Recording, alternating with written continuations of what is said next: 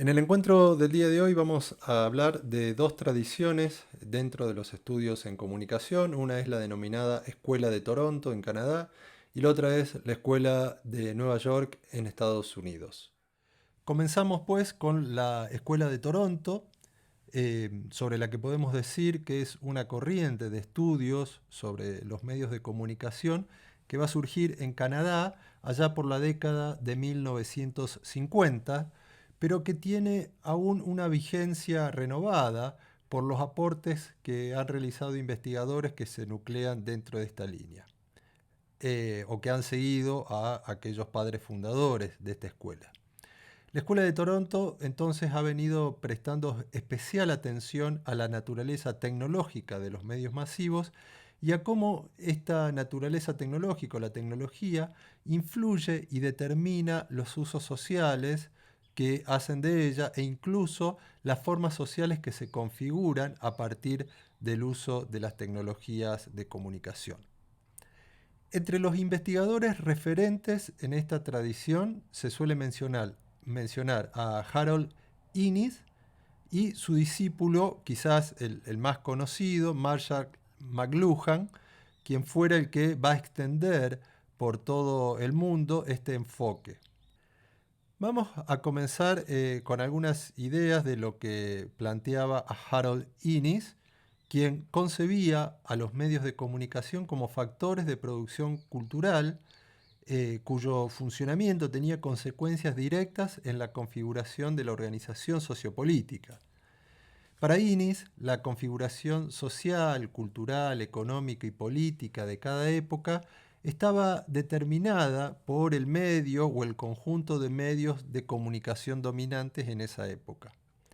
Así, por ejemplo, va a decir Innis, la prensa escrita constituye el medio de comunicación característico de la modernidad, en la que surgen y se desarrolla el concepto de individuo, la organización política y democrática y la economía de mercado. En cada época, el medio dominante va a determinar o va a permitir la emergencia de ciertas formas sociales, políticas y económicas. Por eso, esta idea del determinismo tecnológico, ¿no?, que es la tecnología la que determina la emergencia de ciertas formas socioeconómicas. Pero, como dijimos, quien ha tenido mayor reconocimiento dentro de esta tradición fue el discípulo de Innis, llamado Marshall McLuhan, quien desarrolló una de las frases más famosas dentro de la tradición, pero también en general en los estudios de comunicación. Con su afirmación, el medio es el mensaje, va a marcar una especie de quiebre dentro de las teorías de la comunicación, señalando justamente la relevancia del factor tecnológico en los procesos de significación. McLuhan constituye una figura central para pensar la presencia de los medios de comunicación en nuestras sociedades. Sus reflexiones nos llegan a nosotros a través de charlas y conferencias que uno las podemos encontrar en internet, en YouTube, pero también y sobre todo en sus publicaciones, en sus libros. Las que tuvieron una mayor circulación en el ámbito académico fueron las iniciales, las fundacionales, como la galaxia Gutenberg, y comprender los medios de comunicación, extensión del ser humano. Estas dos, la galaxia Gutenberg y comprender los medios de comunicación, publicadas en la década de 1960. Noten qué sugestiva que es la frase del título del libro Comprender los medios como extensiones de los sentidos y de los órganos del ser humano. Esto era algo que no se lo planteaba, no se lo había planteado antes, o sea, pensar los medios como extensiones del humano, como extensiones de los órganos del ser humano. Y en tanto que extensión de nuestras capacidades cognitivas, o sea, también se pensaba los medios como extensiones de los órganos para desarrollar capacidades cognitivas, el medio de comunicación va a determinar la manera en que interpretamos nuestra existencia social. Por ejemplo, las guerras televisadas no tienen las mismas consecuencias cognitivas y por extensión ni políticas ni sociales, por ejemplo, que el seguimiento de un conflicto armado a través de la prensa, ¿no? Va a generar otras significaciones, va a generar otras reacciones por parte de las personas, el seguimiento de una noticia o de un evento a través de la televisión que a través de la prensa gráfica. Otro aspecto que va a desarrollar McLuhan es el de la historia de la cultura occidental como un trayecto vinculado al desarrollo tecnológico de los medios. Es decir, va a trazar una historia de la cultura vinculada al desarrollo tecnológico de los medios de comunicación. Y en esta empresa o en esta iniciativa de McLuhan va a distinguir 4 grandes etapas. Una primera etapa, que es la era tribal, marcada por el predominio de la comunicación oral, que restringe el alcance geográfico de las sociedades y marca su orientación por el pasado, la memoria selectiva, la tradición, ¿no? La segunda de las etapas es la era alfabética, marcada por la aparición de la escritura y el desarrollo de sus soportes escritos, ¿no? Que permite la ampliación del alcance geográfico de las sociedades y hace posible la individualización y la abstracción de los procesos sociales, dando lugar a formas políticas más complejas. La extensión de los imperios, la extensión del desarrollo de las formas políticas. La tercera de las eras es la era de la imprenta, ya en el siglo XVI, siglo XV, siglo XVI, que va a ampliar al máximo las características de la escritura como tecnología y va a determinar el desarrollo de lo que conocemos como la edad moderna o de la modernidad. Y obviamente con todas sus formas políticas como la democracia y las formas de gobierno republicana que hoy conocemos y las instituciones de la modernidad.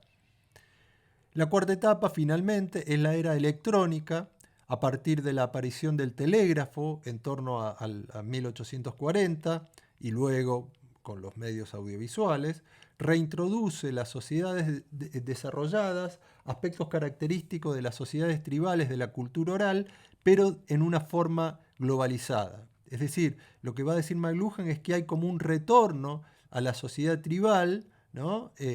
Justamente por predominar la forma de transmisión oral, ¿no? Las formas audiovisuales tienen algo de oralidad, pero bajo una forma globalizada, ¿no? McLuhan va a hablar de La aldea global, que es también un título de un libro más reciente de McLuhan, ¿no? La aldea global.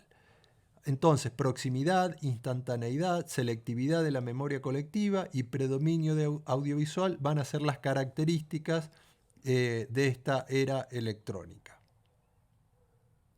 Ahora nos vamos a referir a la otra de las escuelas que mencionamos al principio, la Escuela de Nueva York, que va a desarrollar un enfoque también vinculado con la tecnología, pero en este caso se lo conoce como la ecología de los medios de comunicación o Media Ecology, por su traducción al inglés, ¿no?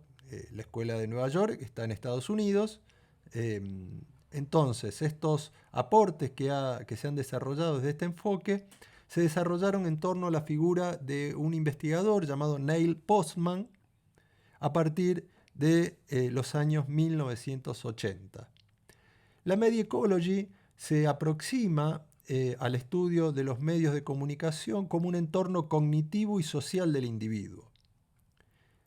Y esta teoría se va a interrogar o se va a plantear sobre el modo en que los medios de comunicación afectan a las percepciones y a la comprensión, a los sentimientos y los valores, y cómo los medios posibilitan o dificultan nuestra pervivencia como sociedades y como individuos.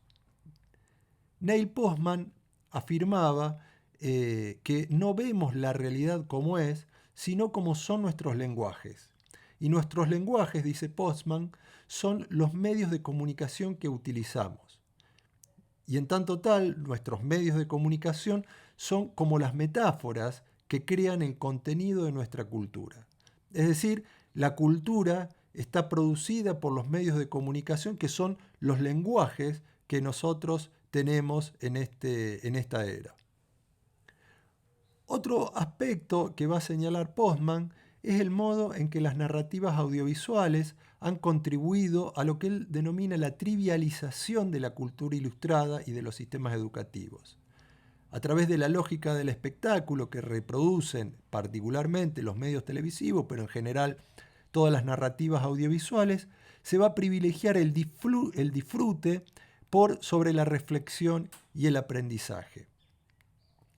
La idea de la ecología de los medios se fundamenta en el hecho de que las transformaciones producidas en los procesos cognitivos y de aprendizaje de los seres humanos y en los sentimientos, en las percepciones, no son el resultado de la exposición a mensajes mediáticos puntuales, como habíamos visto en las primeras teorías de la comunicación, sino que esas transformaciones cognitivas, ¿no? Las transformaciones en las formas culturales, las transformaciones en los modos en que percibimos y sentimos los seres humanos en esta era, es resultado del vínculo que tenemos los seres humanos con todo el conjunto de medios de comunicación existentes en este momento.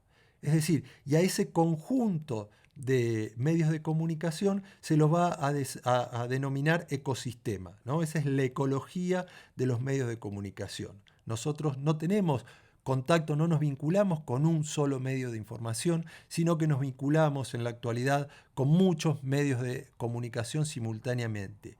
Y ese vínculo, esa compleja interacción que tenemos los seres humanos con esa multiplicidad de medios, va a producir afectaciones en nuestras formas de percepción y en nuestros sistemas cognitivos.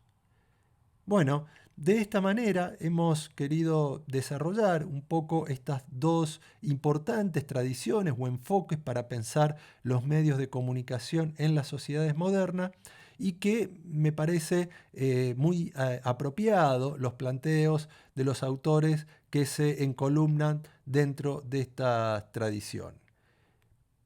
Para profundizar acerca de estos autores, las invito a las lecturas, a las breves lecturas de la cartilla y a ver los videos que les dejo, que les comparto sobre el desarrollo de los planteos de los autores dentro de la Escuela de Toronto y la Escuela de Nueva York.